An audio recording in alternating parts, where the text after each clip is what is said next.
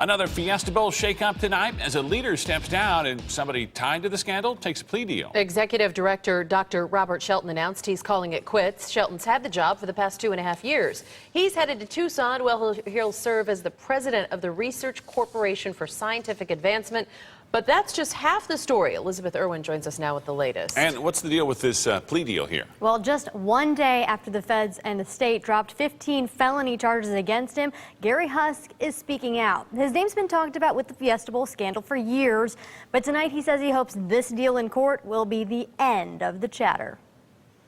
I don't think there is anybody among us that could withstand that type of scrutiny and that type of investigation. Gary Husk has been under the microscope for 4 years. He was accused of using his consulting firm's money to reimburse staffers who made contributions to big-name politicians like Governor Jan Brewer. That's illegal.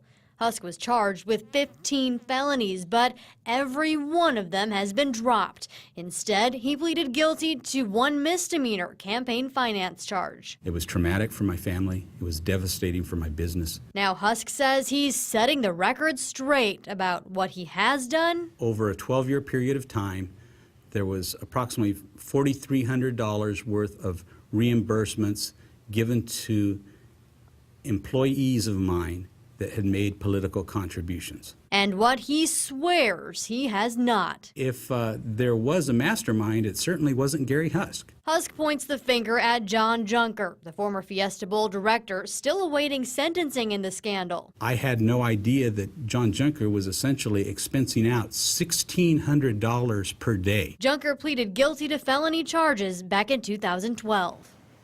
And it was Arizona Attorney General Tom Horne's office that brought those original 15 felony charges against Husk. In response to today's news, the AG's office sent us a statement that reads in part, quote, "We are pleased with the outcome in this case, as Mr. Husk is being held responsible for breaking the law." Now, even though Husk accepted that plea deal, he still has to be sentenced. He's not going to face any jail time, but Katie and Steve, he's going to end up paying more than $30 grand.